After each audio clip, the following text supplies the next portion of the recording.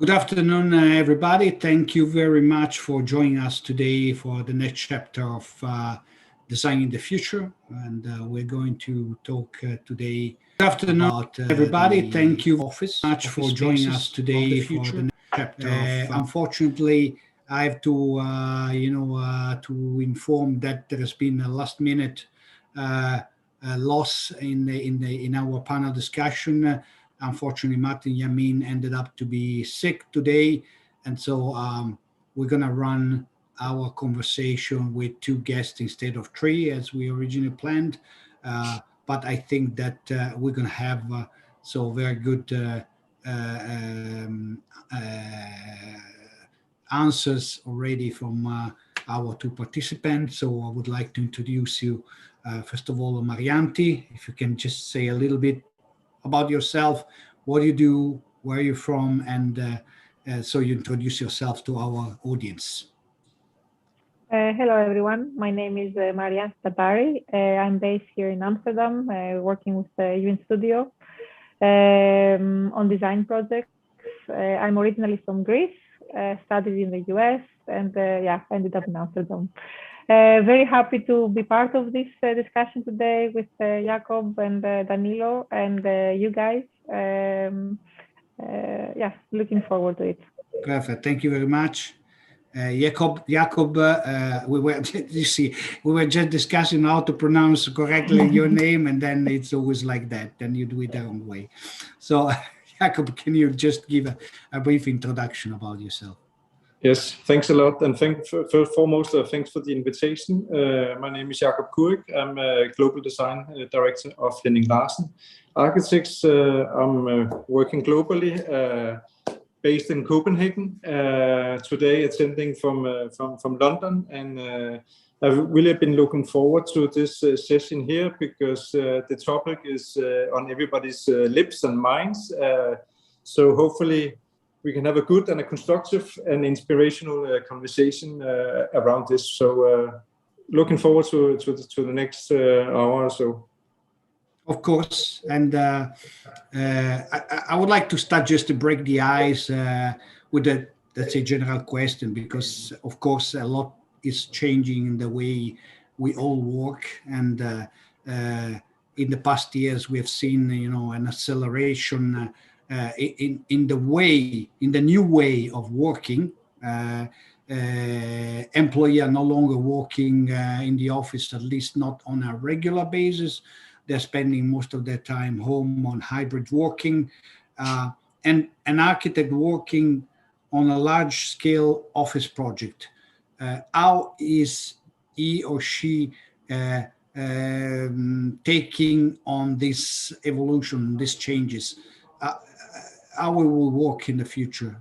We leave it to Marianti to start with. I'm a real gentleman, so we have to start. That's really breaking the ice, right? With a hot question. Yes, I think the last year has changed our lives a lot, and I think for all of us that we are happy to go past it in health has made us also redefine a lot of our priorities. For me, it's not about only how we work, let's say, as a process, but it's also what do we create as priority in our life. So you see a lot of people trying to connect more now, trying to connect more with nature or with each other, with a community. And I see, and we see as UN Studio, this being the bigger shift right now. So how to create these connections, physical, digital, and with also multiple receivers. So I think it is interesting to talk along these lines and evaluate how the clients, the tenants, the people that develop new projects, or the people that are thinking of their existing projects can contribute to the priorities we all set as new and as a next step in our life. Quite general answer, I think, to your specific question, but I think I will go to break the ice in this way. Thank you, Jacob. Then I leave it to you to give your opinion and also add, and maybe we can also, start to think about another thing. When does it start to be really a requirement, a necessity, and is not a trend? Because there is a fine line between the two things. So. What we see is that for this pandemic that we are hopefully, we're hopefully through this now. We kind of see three learnings or findings in that sense that I would say we are coming out of this with a stronger focus on the social well-being. We are coming out with a even stronger focus on sustainability and recycling, upcycling. And I think the third thing is that we have been forced in no matter whether you're an architect or who you are, to work on a digital mindset. So the whole digitalization on how to collaborate, how to invent, how to coordinate, and how can you work in a digital mindset. And that's, I think we have been talking a lot about it, but now we've been forced into it. But I think the best learning, and I think what has been really good for all in the industry and I would say in the whole world, is the you can say resetting our focus on keep running after the next thing, but living in the present time and care more about us as human beings, about the social well-being, and not pushing the boundaries and running faster and faster and faster. So I think in many ways it's been a healthy doctor check on all of us, but also on the globe or the planet, I would say. A big lesson learned for all of us. Do we need to travel? Do we need to do this and this and this and this? In that case, and we forget about ourselves and our neighbors or our families and so on, our clients and so on, because it is the social element. Because we have been talking a lot about in the last years about sharing knowledge and co-creation and collaboration, but we have all this is all what we have been missing, and we have. It's nice to see you guys here on the screen and stuff, but we have actually missing that we have been physically in the same room and seeing each other, and so in that sense. So we have learned a lot. There's a lot of things to be explored, and there's many things that will change. I also think that are a lot of the change that we're seeing now is an excuse for change management that the leaders have not been daring to do for a long time, and now they use COVID as an excuse to do a change management or move offices or whatever that is. So I think we would see a stack of knock-off effects that comes from COVID in a way that we're looking at lives and works and the balance between those. Yeah, well, we can easily recap it with this word well-being. That it's in the office is a very important factor. This was probably also before the pandemic, but has been surely accelerated by the needs of the human being. So I think that Southern European like me and Marianti are really feeling this lack of social gathering, also for business, and I'm glad that also you guys in the north feel the same. So,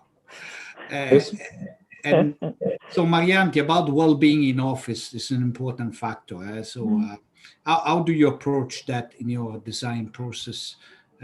What is the role that an architect must have in this?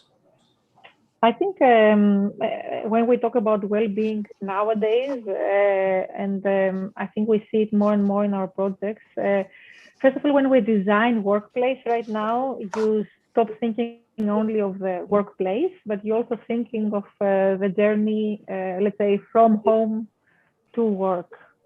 So I think if companies are smart when they start designing their workplace. They should really think in a holistic way, not only, let's say, from point A to point B, but also thinking of holistically the person, the health. I think that talking about well-being doesn't start or stop in good lighting. Danilo, it's also about the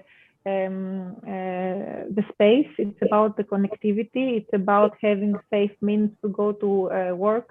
It's about feeling also like a workplace, like that you can work from home. But all this in a good balance. There, I think we have a lot of physical and digital tools that we can use for that. And I think all the companies are now exploring how to do it. But I would say, let's say, maybe we have, let's say, the first priority, where is our physical needs. You have a good light, a good air in the buildings. But this is something that I think it has been done. The next part is more about comfort and orientation and kind of safety, that you feel that you are part of an organization. You feel that you can meet your colleagues, see your colleagues, have a social comfort maybe. And I would say the next parts are more about connecting in a more intellectual way and socially connecting, and being part of the office place, being part of also your social well-being. As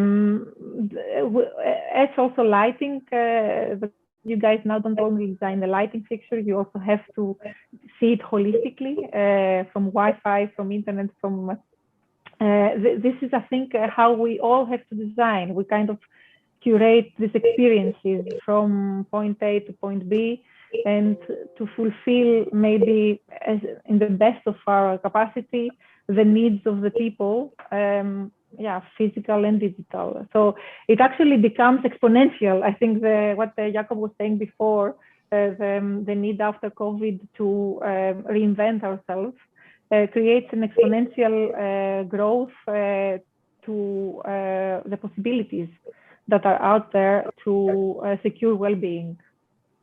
And Jakob, apart from anything to be added to what Marianti was saying, I understand from what she's saying that the role of technology in our building then becomes an essential part to provoke this well-being in a sense. So how do you see that?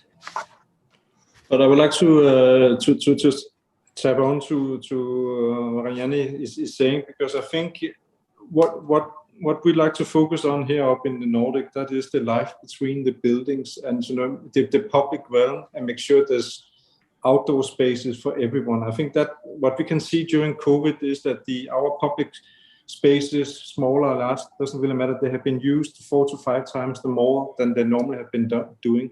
But I think now, or at least what we hope, is that kind of social recreational space now that is being brought more into the buildings as well. So you would not be designing for an organization. You would be designing for a cluster of communities.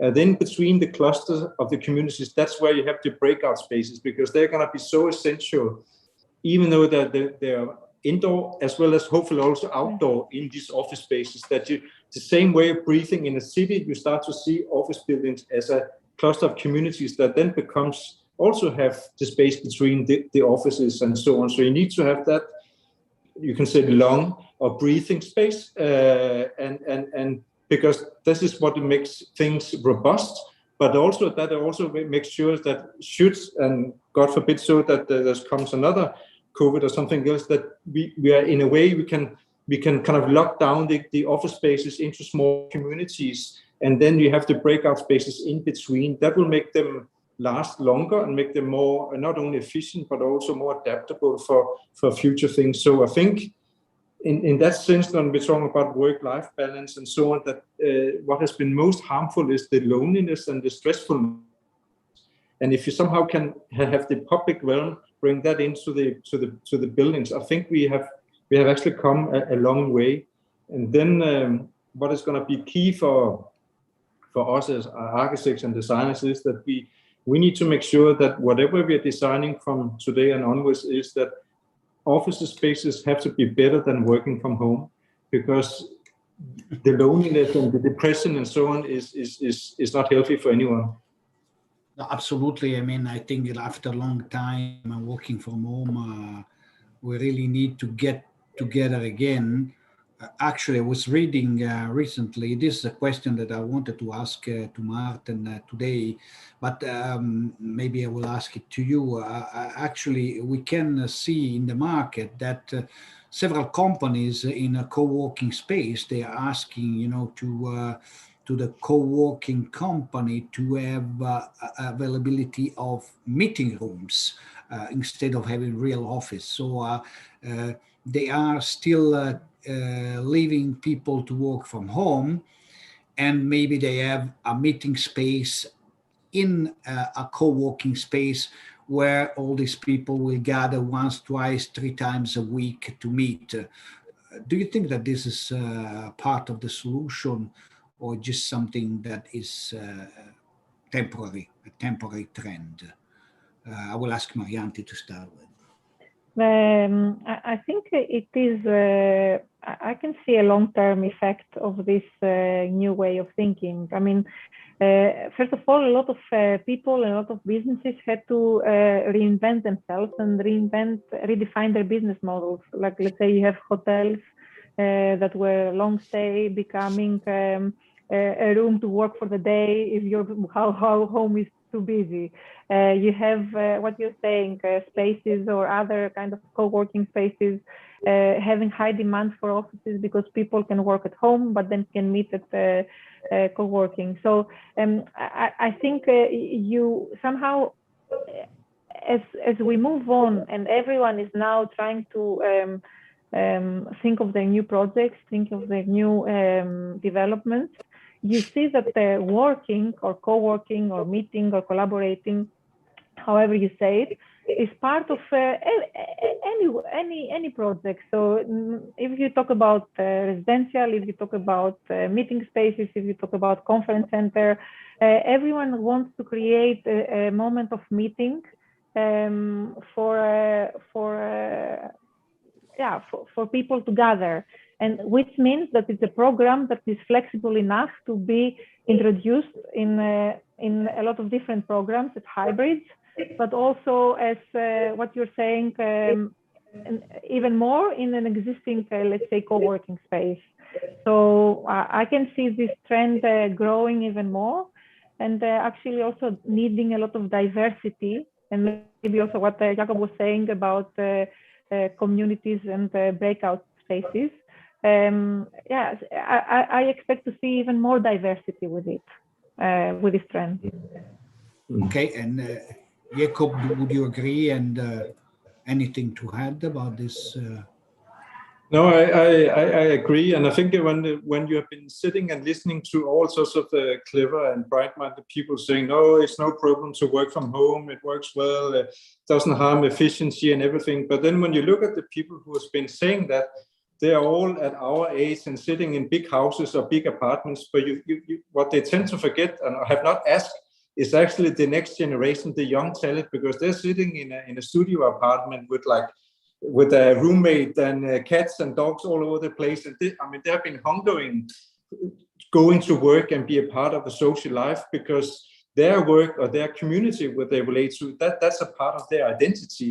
I mean, we can all sit at our homes. I mean, the coffee smells good and all of that. So I think it's to some extent a little bit provoking that it's been senior or MDs that have been asked about home working and hybrid working and so on, because even now they talk about that now you can get a desk and a screen back home, but if you have nowhere to put it.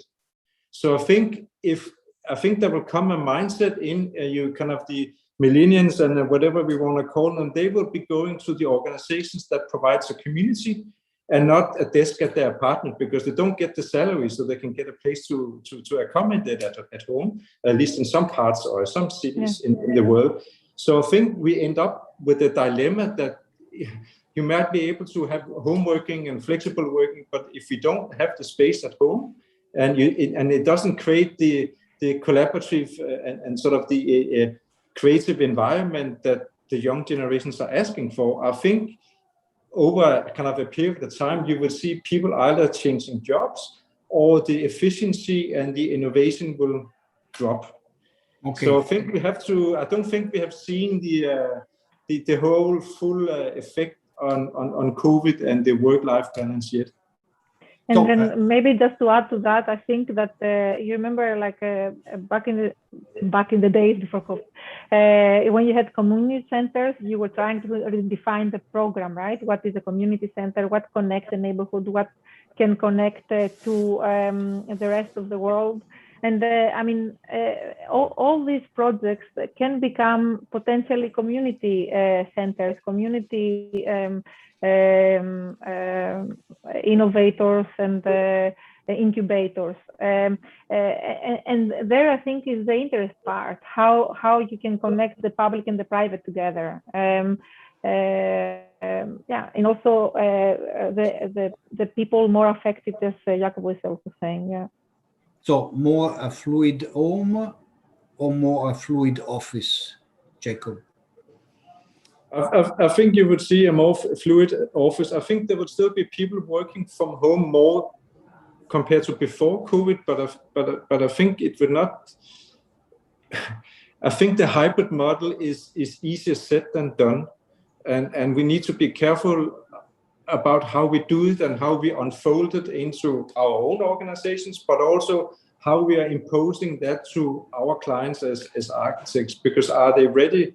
Are they ready for it? And I mean, I think if the talent is moving on to the next organization, I think it doesn't really matter who you are, but if you cannot attract the talent, I mean, then you're then you have a problem. I also sense that what are the office buildings? What is available right now in the market? Today I'm sitting here in London, and you can see there's either a lower segment of office spaces where it's super cheap and quick and dirty, good for startups and so on, and then you see really the high spectrum of office spaces where you pay a premium, but this is also where they can provide the flexibility. But we also seeing this kind of the middle segment that hasn't really changed for the last 10 or 15 years. The structure that they are in or the location is not so flexible. So I think there will be a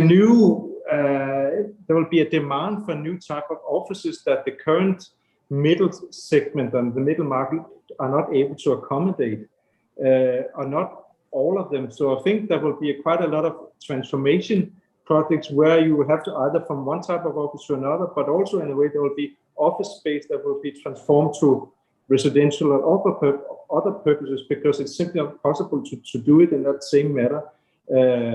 So I think we will be quite busy, all of us.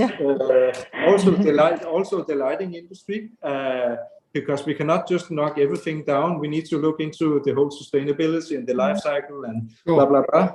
So we're gonna be busy. It's gonna be fun, and it's gonna be an interesting next 4 or 5 years ahead of us for sure. Challenging moment for sure for every industry. So Marianti, I know that you have in UN Studio also part of the office called UN Sense that studies new technologies and application new technologies to the demand of the market. So how important is technology in the research of the future of offices, and what's coming up? What did you discover in UN Sense? Yeah, I think that we have UN Sense. Yeah, we have a daughter company that works in the line with technology in the built environment. And also we have an experience design group within UN Studio. So both of them are very busy with integrating technology. From one side more in the product design, and the other side more in the mainly studying the impact with the cities right now. So for us, actually, technology is a very good tool that can help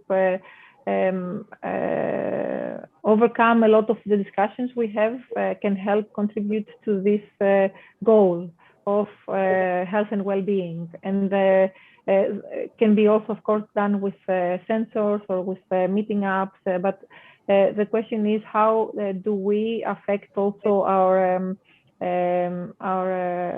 emotional health and our psychological health with it? We are very busy with it. We are creating prototypes and testing things. And of course, there is much more ground now to even test more, actually, with this new way of looking at everything, trying to innovate. And Jacob, I imagine also at Henning Larsen you do a lot of research on new technologies. So what is your viewpoint on this, and anything that is coming up we should be aware of?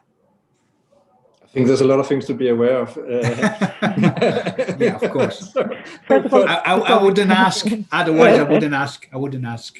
No, but I think for us, it's really, we have been, for the last 10, 12 years, we've been driven a lot about the evidence-based approach. So it's whatever we do is not only because we feel and see something that is beautiful, but actually it performs in a way that we can document the impact that we are doing on buildings and public realms and so on. And we will continue doing that.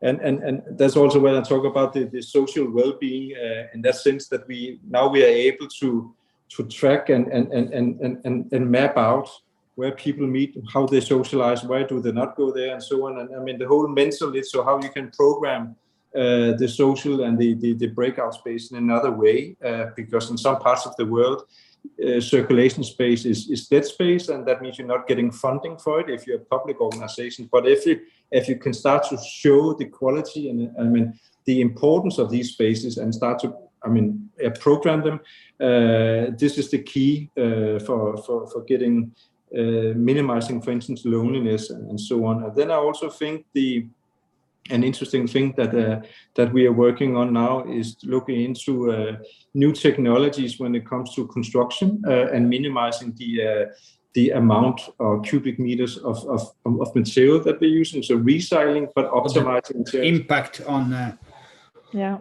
the planet. Yeah, we need to. We are one of the.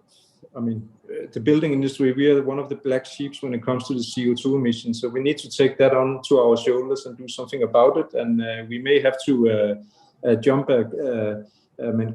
cut things short in the chain line when it comes to manufacturers and suppliers and contractors. And we have the models, we have the tools, and if we also can, actually, we can design and build some parts of what we're going to be doing. I think we can make a huge impact there and minimize the amount of material that we are consuming as an industry.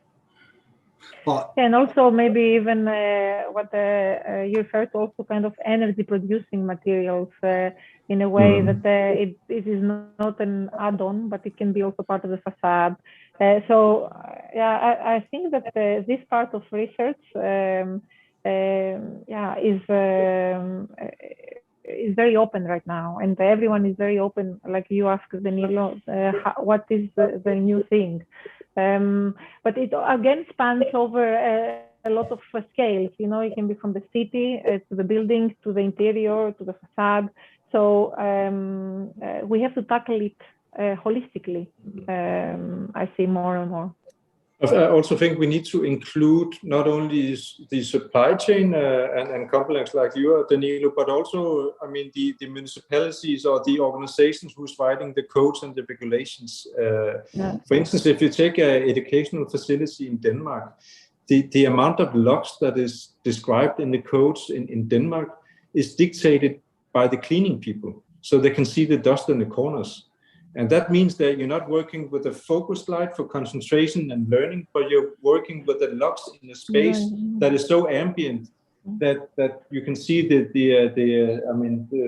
dirt in the corners. But what that also means is that the focus on the concentration in the classes is all over the place. And we have done some examples where we've been testing 2 classes over 3 months, where we worked with the cleaning people's light and the architectural light. And what it turns out is that the amount of noise is reduced by 30% in dB if you have focused light in comparison to the general light. And if you give the students the same math test after 3 months, the ones with the focused light is improved, or it performs 17% better compared to one with the other. And it's simply about focus and concentration and so on. And right now in Denmark, we cannot change it because it's written in the codes and regulations, but it's driven by another purpose than the actual functions of the building. Yeah, sometimes regulation unfortunately goes against the common sense, no, and what we test, in project in real life. But this is from the perspective of a manufacturer like us. Sometimes the industry moves in one direction, just sustainability, or just well-being, or just better design, or technology, future-proof technology. What would you recommend to the industry to do to combine all these elements and make our product more applicable to your projects, Jacob? I think we should all come to the table and be a little bit more bold, more brave, and not think about ourselves in different silos, because that will not change anything. That will leave us all in a big red sea. If you want to go into the blue ocean and be more innovative, we need to, put everyone together and say, if you want to change the world and the whole situation what it is now, we need to do some pilot projects, or we need to ease up some of the regulations and do some lessons learned. Otherwise, we cannot change the world overnight. But we have to do more than small steps at the time. So we need to come together, and then we need to be a little bit more bold and brave compared to what we are now. Because I think we would not lose work, and the lighting manufacturers, like yourself, you will still be selling. There's still going to be light. There's still going to be wood and blah blah blah. But right now, things are not. We're not progressing, or we're not developing in the pace that the world needs us to do, or the planet. This is. I fully agree with you. And this is the big dilemma of, I think, not only the lighting industry, but a lot of manufacturing in several industries, is that it's easier to be an echo than being a voice. And so a lot of manufacturers just do what the competitors are doing, are very successful with. And so on the contrary, I think that one of the things that this pandemic as is teaching us is that we really need to go out and being more focused and more attentive to the needs of the people, to the need of the world, of the planet, to be sure that our products are future-proof and our products are not just simply an imitation of the neighbor. Okay, so I'm saying that to the entire manufacturing world, including our company. And so I think that from that perspective, I fully agree. We need to be more innovative and look for the needs of the people. And that's a little bit the challenge of any industry. Lighting, of course, I think can be interesting because with the light we can change the mood of the people. This is something that it's very important. So we can make, there's a friend of mine who always say that the light can turn a loft into a garage, or a garage into a loft. So we can make this magic, but it's very important to be innovative. You can even grow life, Danilo, plants and all this biophilic. So I think you can do a lot in your hands. So absolutely. I totally agree that it's be brave and bold, but also really designed for the people and the planet. So don't get fascinated, in our designer fantasies, but really kind of with purpose on what we do. And I think this is why we are here to discuss about that. Yeah. Absolutely. Well, while we are, talking, we also receive some very interesting questions from our friends who are listening to with the pleasure, and the patience to listen to our conversation. I have a question from Chiara. She's a student of interior design in Italy, and she is asking, as COVID-19 pandemic demonstrated open air is important, are there any new design ideas for office pods placed partially or totally in open air? Who would like to answer? I can start, and I think sure. Go ahead. We can. We have more and more the talent to design outdoor and indoor, of course, workplace. Outdoor, what we do in, let's say, for example, in a project in Amsterdam, we try to connect the indoor to the outdoor and can create a big loop through the building. So you can be, let's say, you can be doing a walking meeting inside and outside, but also use the rooftop as a workplace. There are a lot of benefits in this kind of walking meetings, outdoor walking meetings in terms of, I think, well-being, inspiration, but also kind of collaboration. Somehow everyone says that when you are outside your established environment, then collaboration is increased because everyone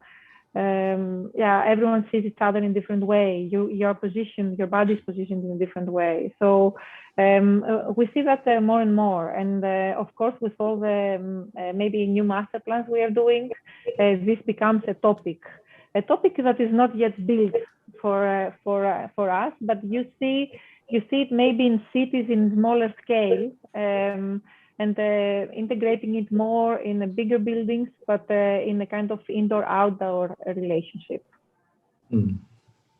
Jacob, anything to add or a different opinion? I would agree in that sense that I think what we will see in the architecture and space planning is that we will start to blur the lines between indoor and outdoor more. But also, I think we will see a greater variety of spaces that kind of spans from the open plan to the traditional meeting rooms, because we have kind of learned and seen that during COVID that we all have different needs, how to collaborate and do concentrated work and things like that. But also that, we will also have the walk and talk kind of meetings and things like has been, very successful in this period of time. Something was performed, whether you people say, is it actually walk or is it actually work, or is it, are you just taking a break? But I think there will have things like that. There will be walk and talks inside, outside. I think there will be different ways that you will be using square meters compared to before. And I think, meeting rooms, they will come in all forms and shapes and functions, because there is a need for it. And also I think workflows are different compared to before. Mm-hmm. Okay, thank you very much. I have another question from Dania. She's an interior architect in Malaysia. So, will social distancing be a new norm and reconsideration to the space of interior furniture and circulation? We start from Jacob this time. There's no doubt that it will be, but I think it's not like you will always have to keep 2 meter distance, or then it's 1 meter distance. I think but what you will see is that the good designs, no matter whether it's indoor or outdoor, is a sequence of spaces that can accommodate the different requirements of social distancing and privacy. So if things are not going to be linear or repetition of the same, you need to create these small pockets and nuances within the spatial organization. So I think diversity and agile design is really essential, so you can accommodate all of that. And I think there's no such as a leftover space in indoor, outdoor in the future, because we need these breakout spaces. So we cannot afford to have leftover space, which unfortunately happens in cities, as an example. We need to be clever on how we're using our spaces, indoor, outdoor. So optimization to some extent of the spaces. Celebrating and appreciating the buffer zone, I would say. Okay. Marianti, for you, another question from Caroline. She's from the Netherlands, so it's you're playing home here. She's also interacting. What items are a must for the future offices to have that we don't have yet?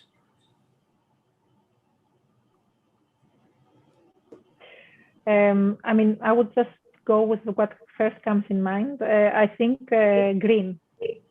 A lot of offices are trying to incorporate green design, biophilic design.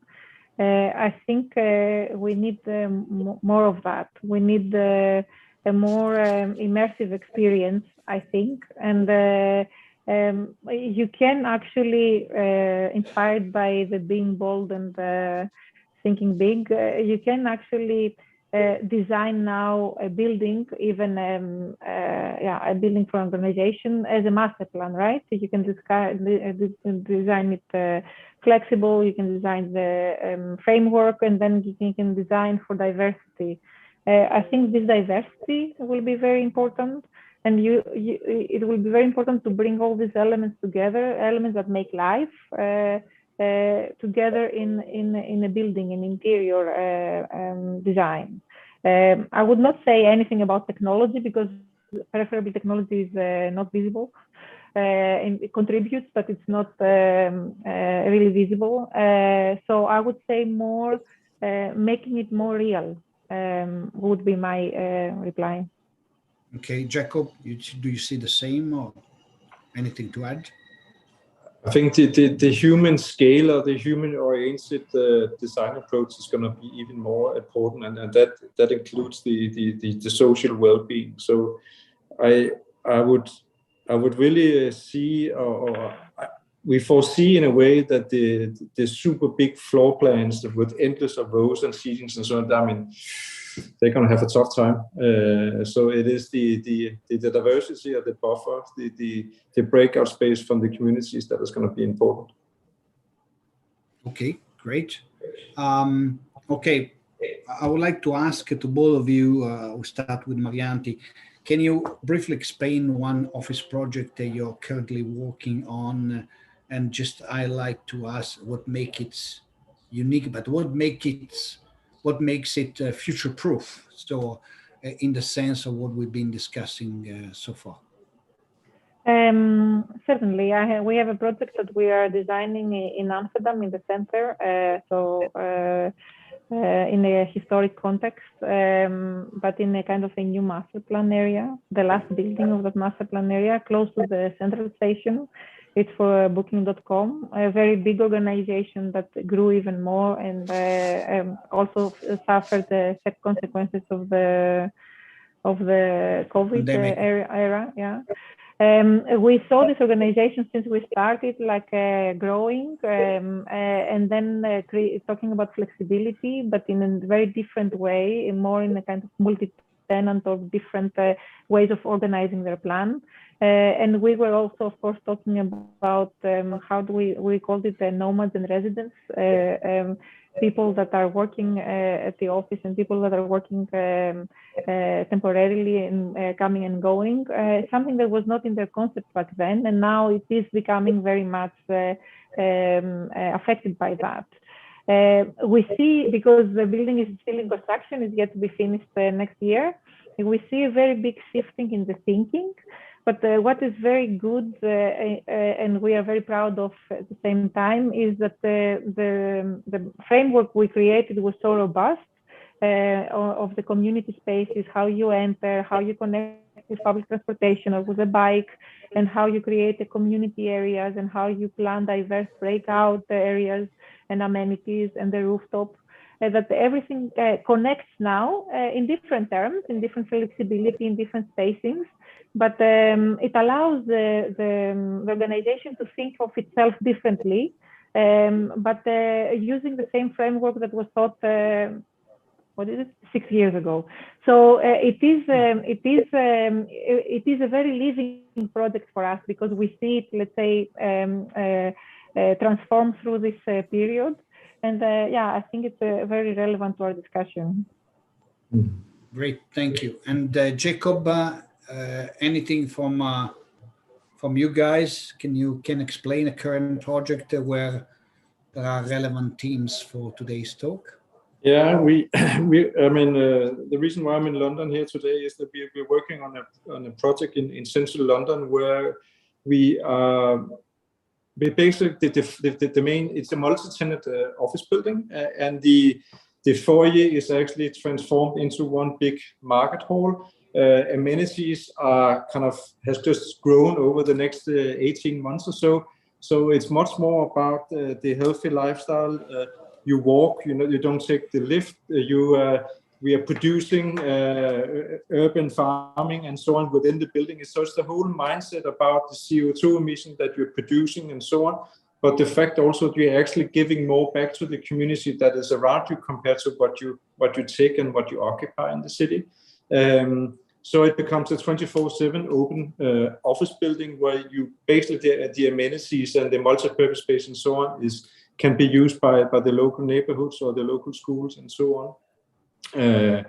And I think it's also a little bit like looking into the flowers and the bees, that we are looking into the microclimate and have a very biophilic approach to the outdoor spaces. So it doesn't only look good, but you're actually allowed to, walk on the grass, smell the flowers, and look at the bees and so on. It sounds very romantic, and it is. It is. Well, it is good. But also, I think what is important, what you're saying, is also how your building becomes a bridge for biodiversity for the neighborhood.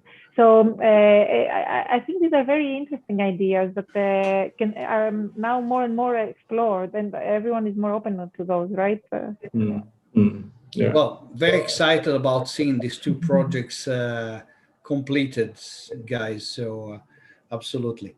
So I think that we've been in this conversation for over 48 minutes now. So I think we need to wrap up, some way. And is there any final thought or messages that you wish to share with the audience, also to let them understand how they should change their design behavior? Well, we have an audience of a large audience of designers, and they would like to hear from you, any message or thought that you want to share. So Marianti, I'll leave it to you.